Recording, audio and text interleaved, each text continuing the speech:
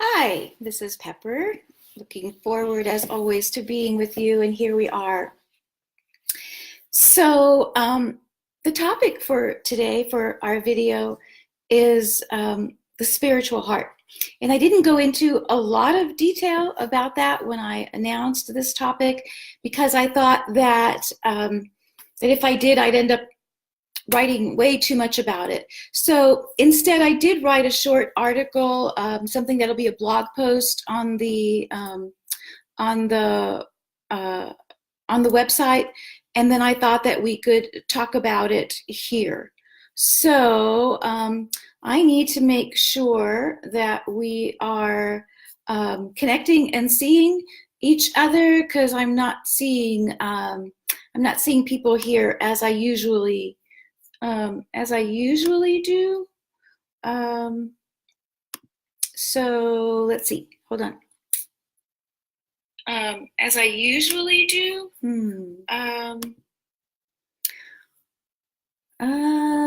Let's see. Let me restart this. And okay, now I'm seeing a few people here, so maybe we are okay. So sorry about that. I see Dawn there, so hi, and thanks for saying something. So I know that you're there, and I don't have to re-log in to do this. So anyway, the topic today is our spiritual heart, and I want to be really specific about that because I'm not here talking about something that is symbolic or the idea of what our feelings are or what the heart represent.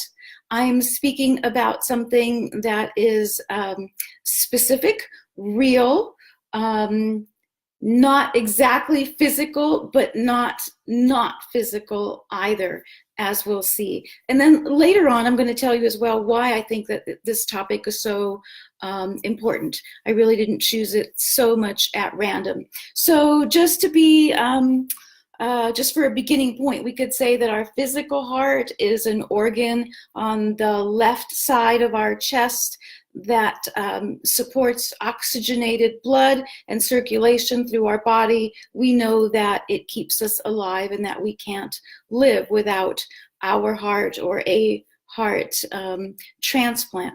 So what I'm going to be talking about today is the spiritual heart, which has been described as an echo's breath away. I love that phrase. An echo's breath away, just to the right in our chest, as well as a spiritual twin, a spiritual complement to our physical heart, to accomplish for us all of the things that our physical heart does in a non-physical way. It keeps us alive. It keeps us resonant with the world that we live in. It connects and reconnects us to God, if you're comfortable with that word, or source, infinity, the universe. You can place whatever word you feel most comfortable with there. We also seemingly could not live without it, and yet in some ways it seems like we are, or that we have moved so far away from it, or from knowing that that it's here with us, that it's almost as if it were non-existent.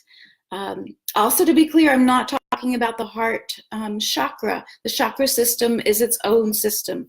So what I am speaking about has a name. It's called Hridaya. Hridaya, some people say Hridaya. There's a few different ways to pronounce it. I placed it for you on the introduction to our Facebook chat. So it's spelled Hridaya,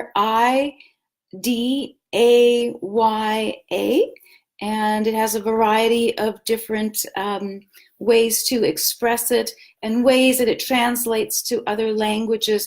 But basically, if we separate out the two words, Ri and Daya, it means center, this center, this place, this centered awareness place.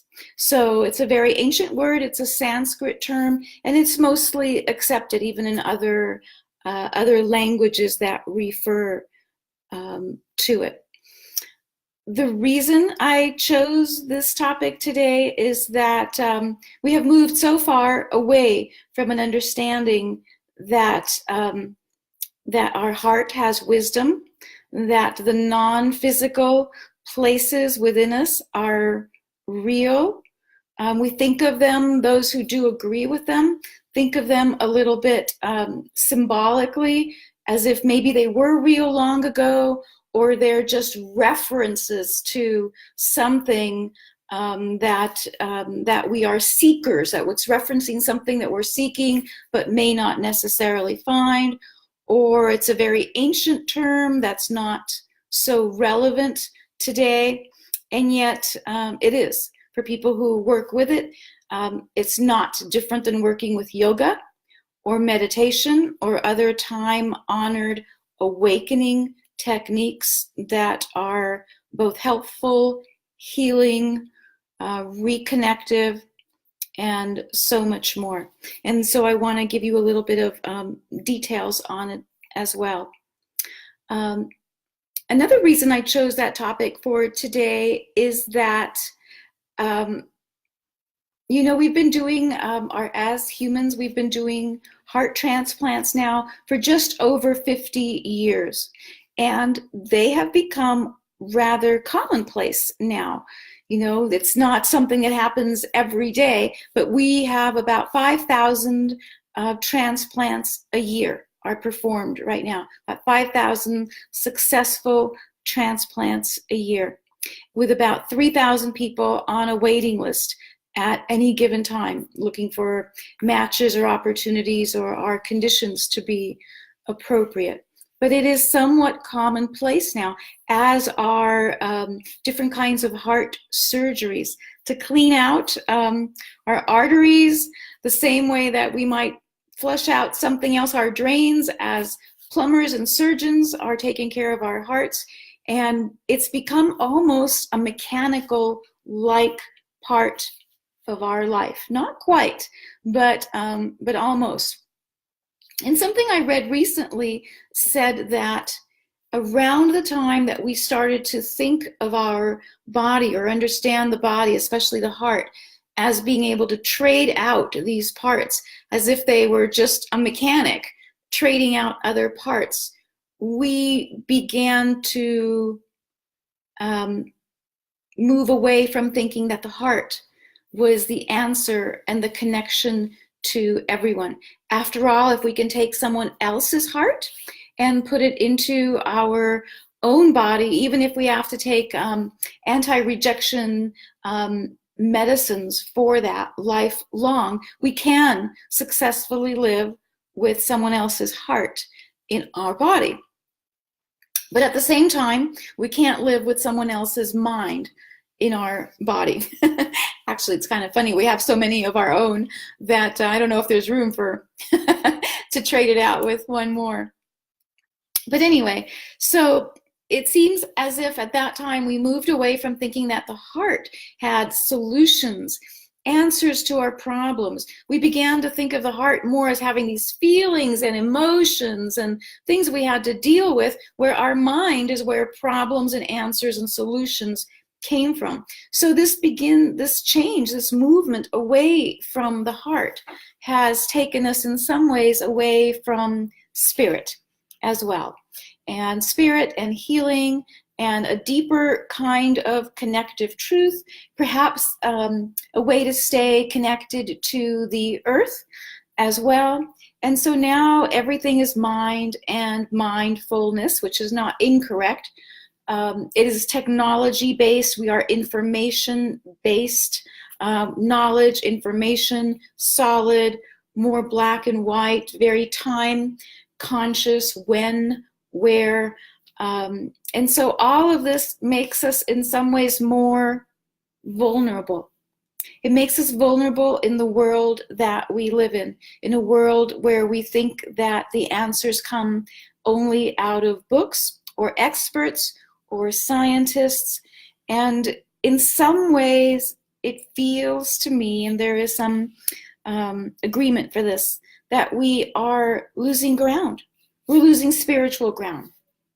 We are losing connection.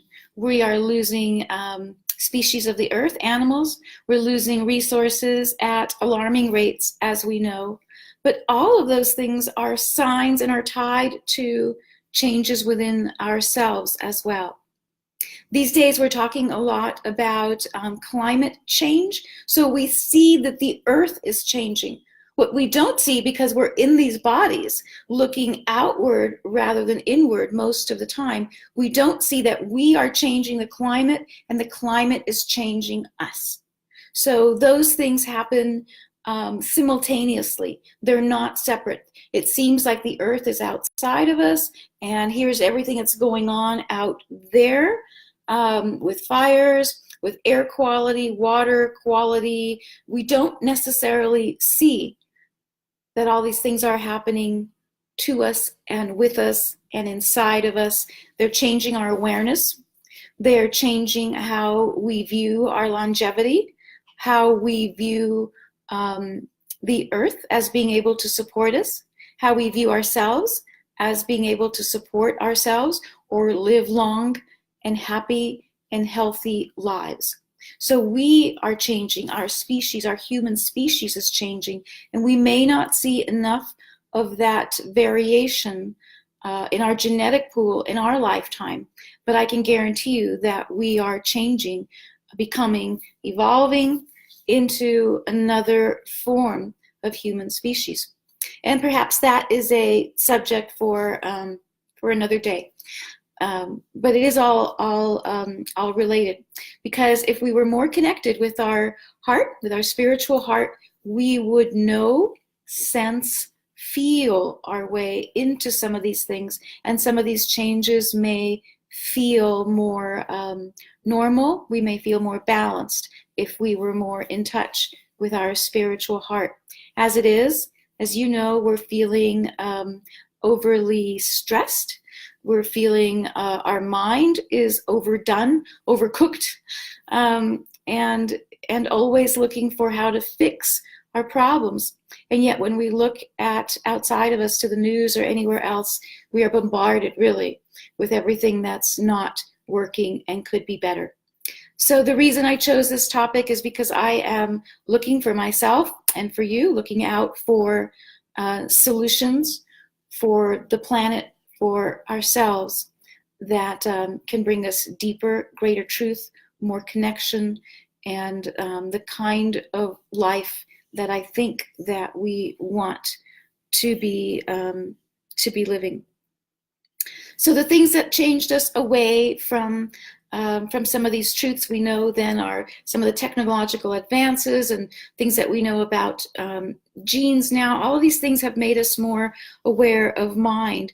But if we go back to the elders, the spiritual elders of most traditions, most of the ones that we have known for years ago, they have all in their own way spoken about the spiritual heart that is right next to the physical heart, and that is the source of all things. So, here I've got a quote from Ramana Maharshi, the great Advaita master, and from his own teachings it says, the godly atom of the self is to be found in the right chamber of the heart, about 1 finger's width distance from the body's midline.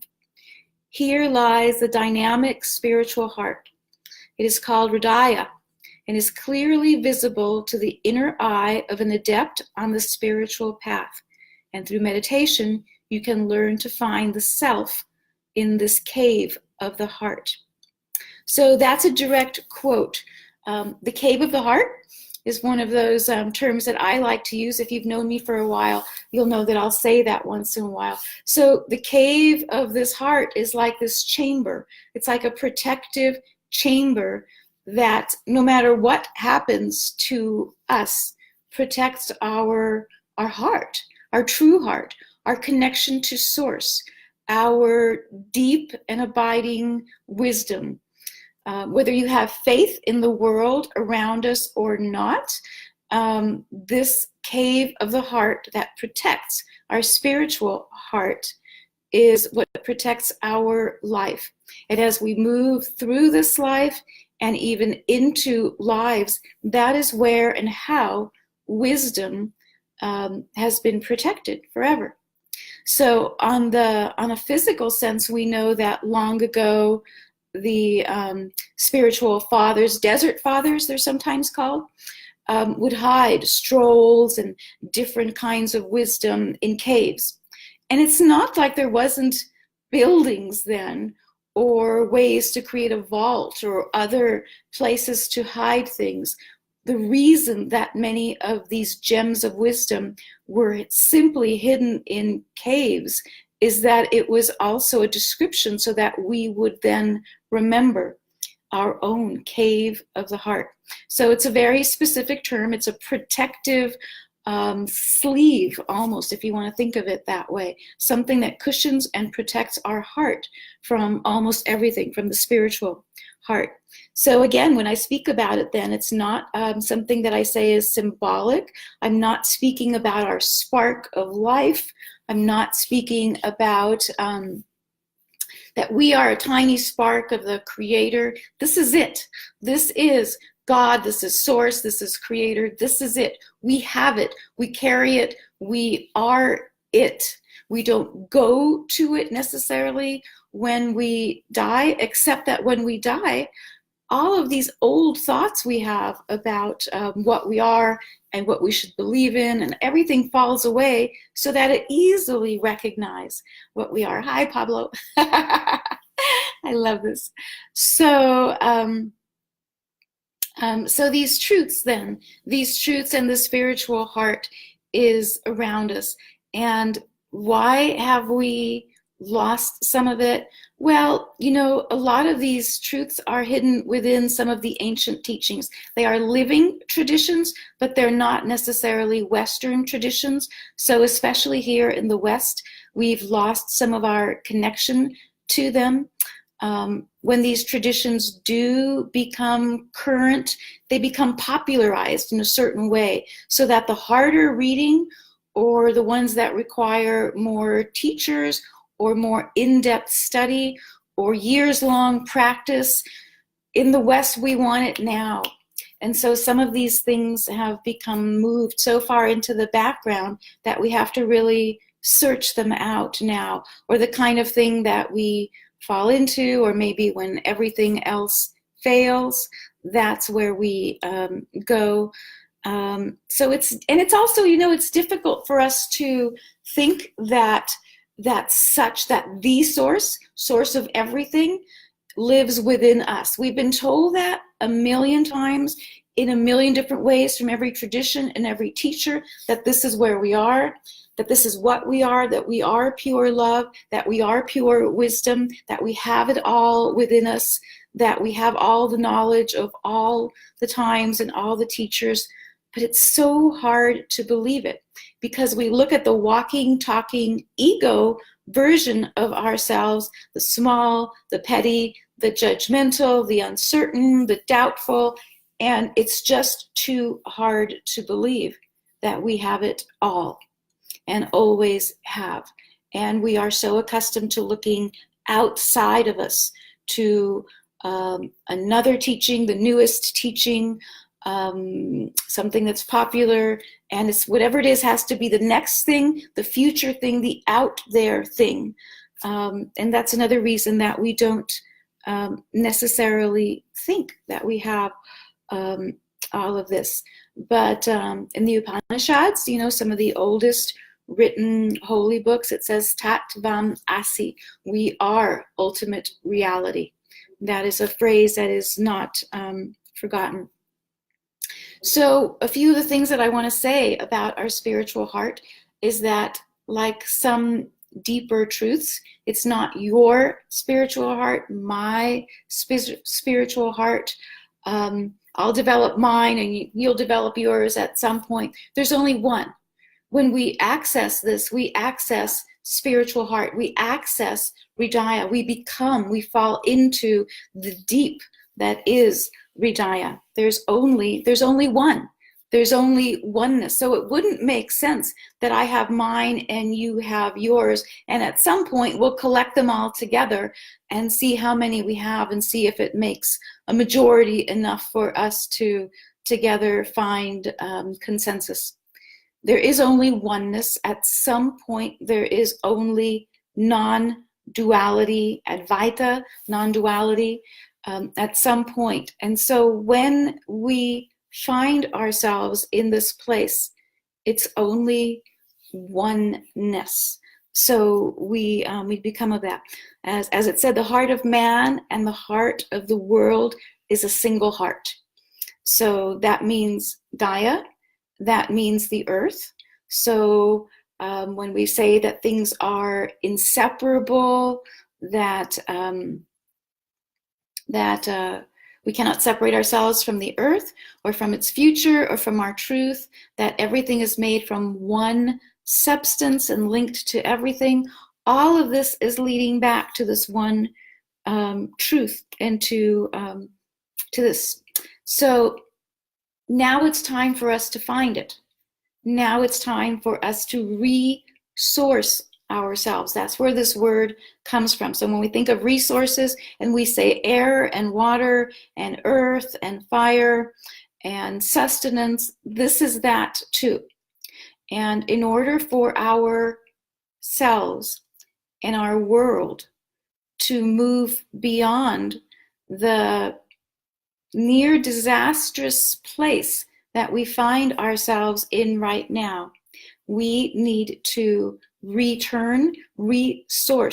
ourselves. This is one of the reasons why I decided to come back and teach again after taking a break. If the world was if the world was going along great, I'd be out in my garden, as I've showed you, just happily raising vegetables.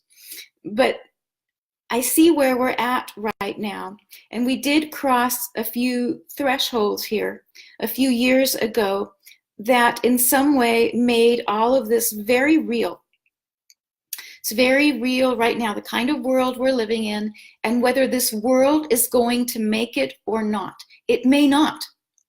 And if it doesn't, then we, humanity, we, spiritual heart, will remake another world, because that's what happens. There are no real endings. There are no real hard stop beginnings. And yet sometimes we take things to such extremes that we need to make other decisions and choices and create another world, which the elders of many of the wisdom traditions, particularly the Hopi, speak of that as well. So it's not out of the question that we would choose that. The thresholds that we have crossed a few years ago have put new and more significant and timely challenges in front of us. And I think that you can perhaps see, maybe you'll agree, that no matter where I look in the world right now, I don't really see leaders that are going to fix it for us. I don't think that our elected leaders or our collective governments or those who we have empowered to move us into these better worlds or better places, I simply don't think that they are equipped to do that, because of the structure that they have come from and cling to. It's not only that they've come from a certain structure, but that they continue to cling to it in ways that are not allowing forward moving. It's stagnant, it's stuck, it's argumentative and warlike, and so it's not going to come from there, not likely, not at this time anyway. So that means it has to come from somewhere else. So I am looking to you. I'm looking to you and me and the rest of us who would like to have awakened hearts, awakened minds, and are willing to work with them as sources and resources that we have. In order to do this, we have to pull together methods and techniques that have come from long ago, restore them, shift and change them a little bit, because true traditions were made to be malleable, flexible. They were not written down. If you look at the real traditions, they were not written down as rules. They were written down as truths. And truths are flexible things that move and change as we do. Truths evolve. So the things that are written down as rules, we could say that these came from very specific men and structures similar to how we see laws today. When truths were written down or put forward, they were put down to guide us and enrich us and help us move into these new places. And so that is why it's really important to begin to take this wisdom, and it is our job to take the wisdom and call it to rise. In fact, you'll see that later on this year in the fall, I'll be teaching a class called Wisdom Rising.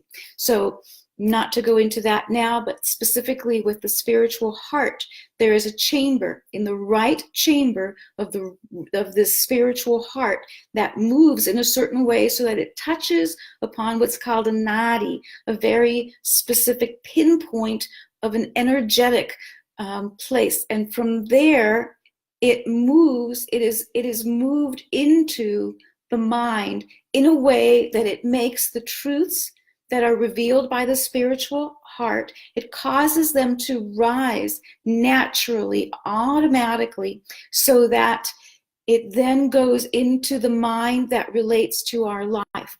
The purpose of the mind is to make things relevant and adaptable to this place that we find ourselves in. So we are in a physical body on the planet Earth. And that physical body has certain needs and has to adapt constantly to the environment that it's in.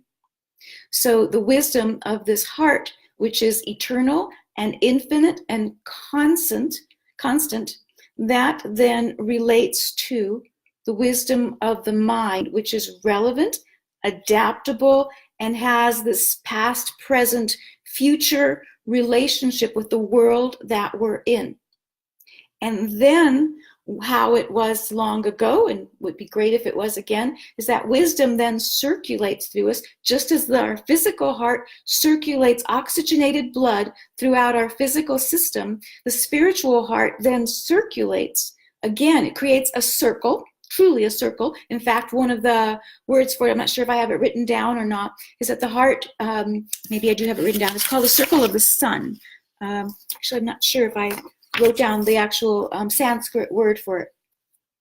So another word for the spiritual heart is the circle of the sun being radiant awareness. So this spiritual sun heart radiates wisdom, which then the mind picks up. The mind, the brain, is associated with the circle of the moon.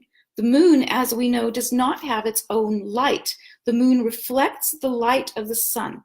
So in this truth system, this heart's wisdom then radiates its wisdom to the mind, which then converts it, if you like, energetically into adaptable ways to use it in this world, and then returns it to the heart where we feel, where our emotions then and our feelings tell us, this truth, yes, I feel confident now, this is the way to do that. So what we've lost is this loop. What we've lost by whatever reason, forgetting it, rejecting it, thinking it's only a symbolic thing, thinking it belonged to long ago, any of these kind of things, we lost that connection. We lost the sun, moon, heart, human connection here. And that's what we need to restore. And hopefully we will, so that this direct knowledge, again, this loop becomes possible, and that then we will have knowledge of how to move into this world or next world or however we are. There is no way that doing this or believing this or acknowledging this can harm us. In spiritual truths, there is no harm. They are not laws or truths that can misdirect us. If you'll notice, one of the other difficulties or challenges of our time now is that we're doubtful. We're doubtful, we are mistrustful, we're barely truthful with ourselves, much less with others. We are covered. We have a sheath almost over our physical heart as well as our spiritual heart that prevents us from knowing, from seeing a truth and knowing that this truth is in fact true. So we read something or find out something and then, I wonder if that's true. Long ago, we did not wonder if things were true. We knew when something, and we still have that to some degree. I know you've had this experience because I do as well. You hear something or acknowledge something or read something, and in the depth of your being, you know that it's true.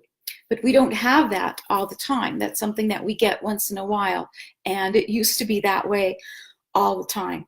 So what I am looking for as we work together is to restore some of these truths, restore some of this knowledge, not because there's been 5 different people write information about it and quote each other, but because in this evidence-based way, with trial and error, we discover and rediscover it for ourselves. And I'm hoping that you agree with that. I'm paraphrasing some of the things that I wrote about.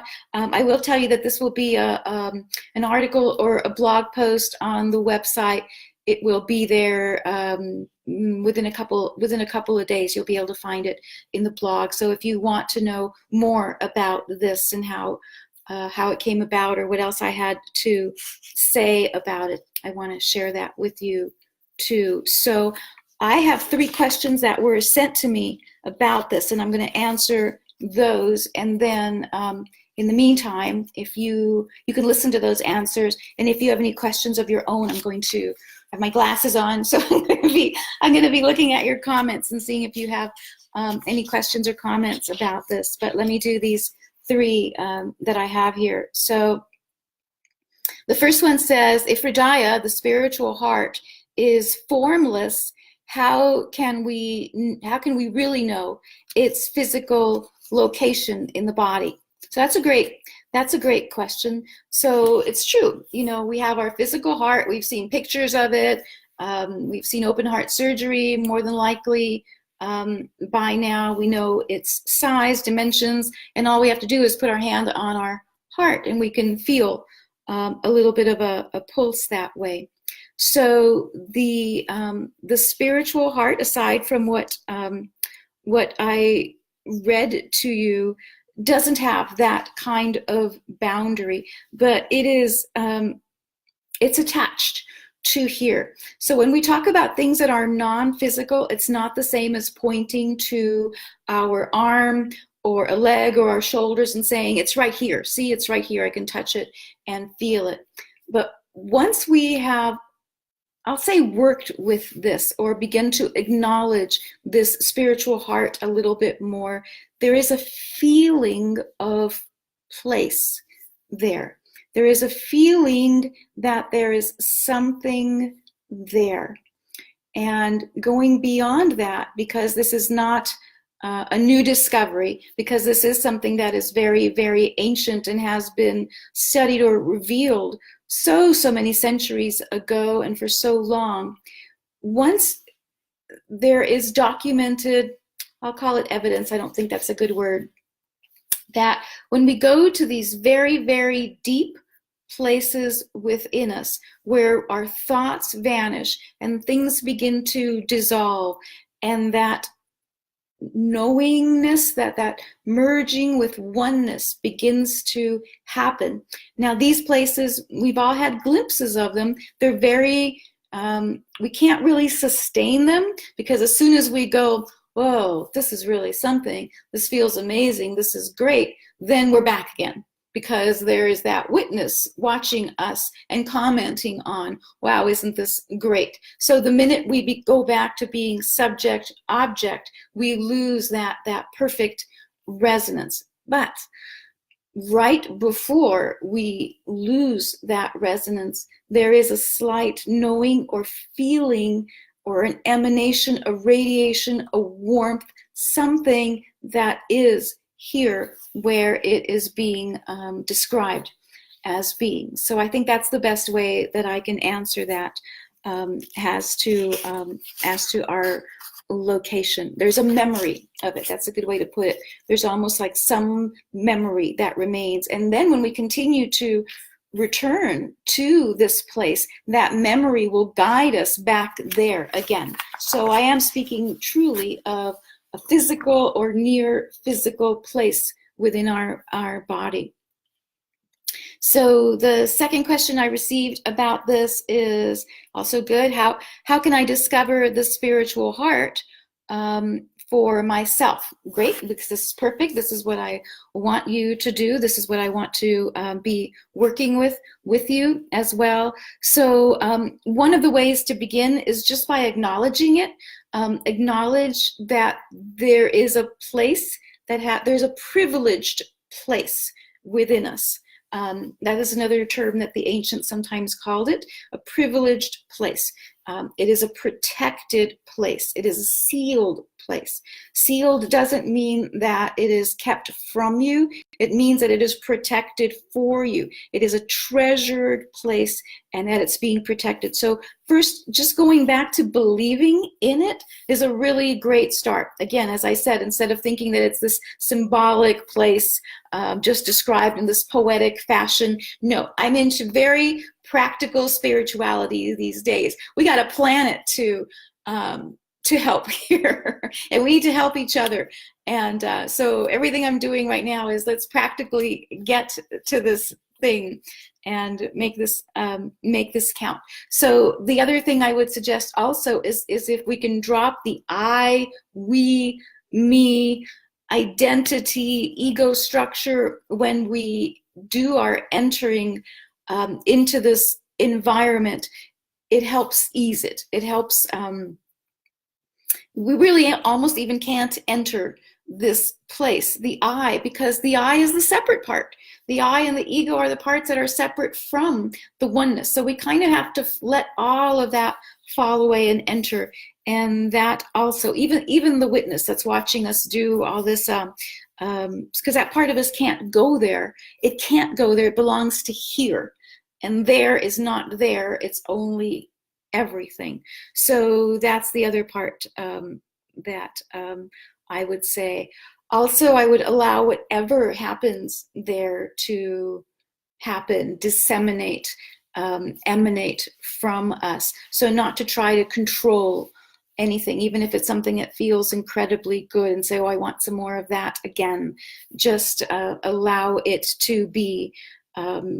Working with the breath helps, because if we can steady our breath, we can then steady our thoughts as well. And so our thoughts become less discursive, the less chattery thoughts, even the good ones.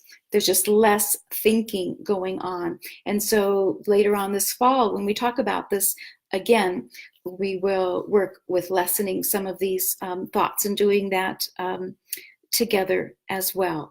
So I think that's a good start in working with it more for yourself as well. The last question I have here is, yeah, it's good. I can feel my physical heart beating.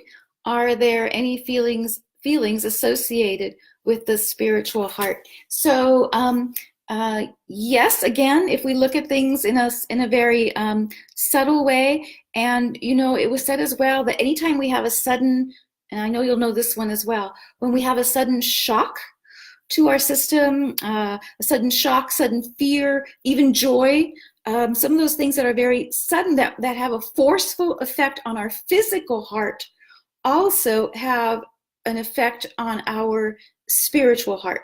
We can think of our physical heart as a beat, a heartbeat, a drum beat, a kind of a thrumming that we can feel.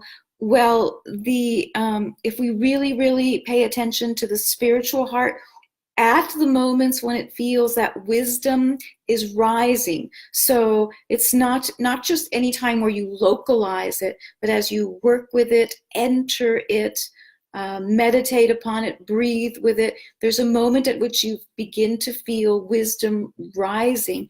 And when it does, there is a kind of a spiritual throb associated with it. Maybe I wrote it down. There is a Sanskrit name for that, spurana. That's what it is, spurana. And it's, in case you want to look it up, it's called, it's spelled Spurana.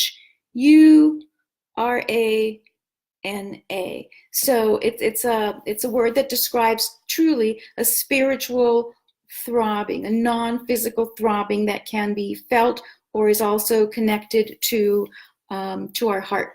So having a sudden fear or shock is not the way that we want to do it. It's that kind of feeling that can shock you almost out of your body, that kind of fear, and then back into it that fast. It also happens with joy as much as with fear and other kinds of shock. But we're looking here for the more gentle way. I don't think we need to dare ourselves or challenge ourselves to feel that it's there in such a harsh way. It is that feeling almost like you could almost like jump out of your skin and then back in again when you first feel it, because we've never felt anything like that before, chances are. But then it can become something that is more steady, like a pulse or a rhythm, and our breathing. A quote I have here from Meister Eckhart says, "God is born in the heart, and the heart is born in God." So these were very, all the words, it's so easy to take them in such a poetic way. Rumi spoke about this. The Desert Fathers, who were the predecessors to Christian mysticism, spoke about Hridaya and the spiritual heart. In the Sufi tradition, they speak of it as well. And, they spoke about the intellect of the heart, so many different ways. So this is not something new, but something old and needed, necessary again. So those are the questions that I received from you by asking for them ahead of time. And if you have anything else regarding this topic, I'd love to know it and happy to share about it with you. If you like these chats, I do. So maybe we'll try and do them about every 3 or 4 weeks. Maybe we could do something like that until I get to a better system, probably through the website, as things become more formal there. So big talk, big topic.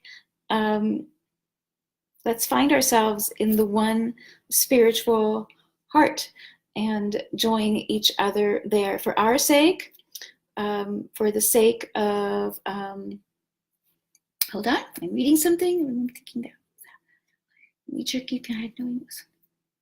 Yes, thank you so much, Michelle. Thanks for sharing that too. So these are the topics that are important now. And I will present another one to you next month. If you want to read more about the spiritual heart, there'll be an article on the website within a couple of days. You're happy to read that and comment on it then. I'd love that too. And I'll be with you again next time. Love this. Feel free to suggest topics. Stay in touch with me. Write to me. Talk to me. This is what I came out of sort of semi-retirement for. And then maybe next time I'll be talking a little bit more about things coming up. I will be in Peru, in Lima in November with some of these subjects as well. The classes will be the language of the birds and Wisdom Rising. We'll be doing that, and we'll be doing some of that online later on in the fall as well. So I don't want to keep this any longer today. Enjoy your weekend. Talk to me. I love you deeply from the bottom of my heart. Thank you for welcoming me and for sharing this life and eternal love. Okay? Until the next time. Bye.